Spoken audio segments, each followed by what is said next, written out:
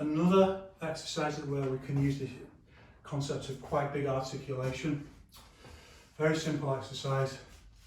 Draws on some of the stuff that we've looked at in the previous videos. 1 in, change out. In, change in. It's not easy by any means. It's quite an advanced movement. So here it's like two great big, what's the word I'm looking for? Great big balls, two great big balls. You don't hear me laughing. In. I've forgotten move. Now I'm talking about two great big balls. I've forgotten what I'm doing. In, 1, round, push out.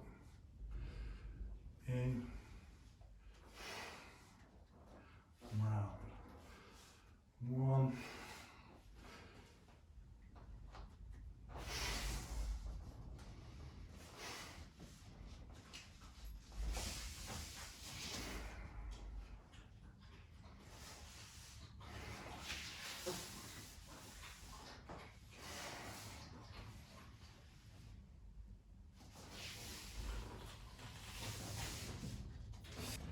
So again, going quite far into advanced, so I want to break it back down again into something much simpler, a much simpler articulation. And again, this is where we're starting to, so these big articulations, we can think we're really kind of pushing the boat out to try and develop this really abstract movement concept of this. We can see it physically, that it's not relaxed and it's not tense. So however you describe it, you can see it physically. So we're pushing the boat out to try and catch that feeling, but we also want to then, the pedagogy that I talked about, the teaching way, bring it into movements that relate to martial arts movement. That's all. So all that's going on in Tai Chi, by the way, trying to catch the correct feeling and then bringing it into movements that relate to primarily some kind of stand-up grappling or wrestling, Chinese wrestling.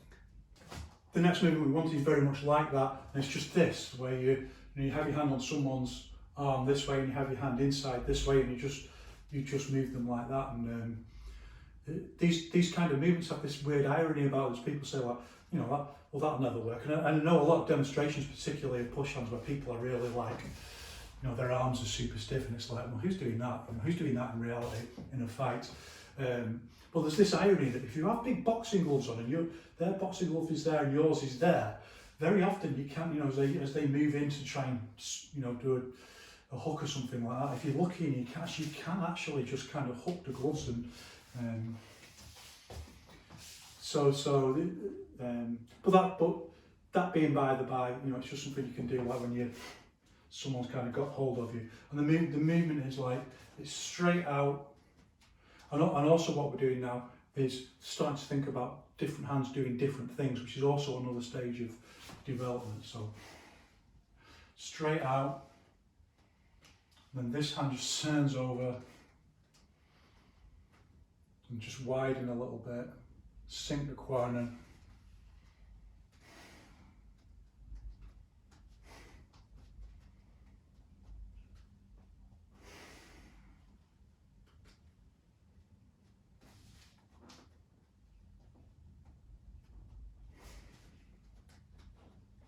Send it away.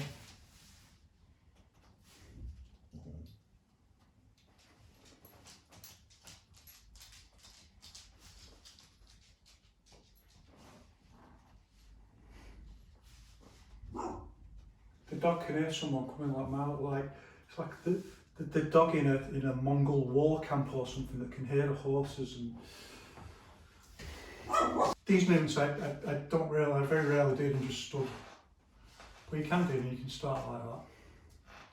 Defeat flap. I pretty much never do them like that. I always do them like this, and varying with step.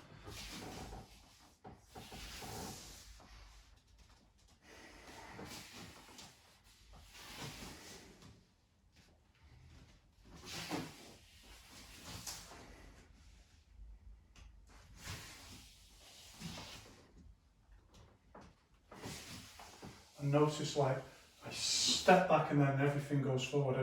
I don't step back and go forward like that and do this. It's phased so that roots and then goes forward.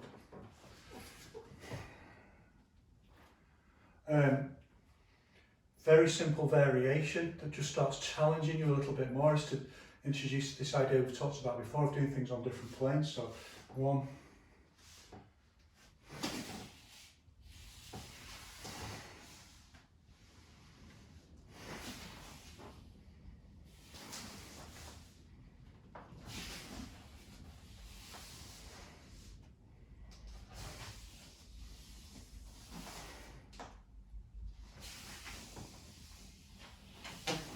you see this has a very Tai Chi feeling to it.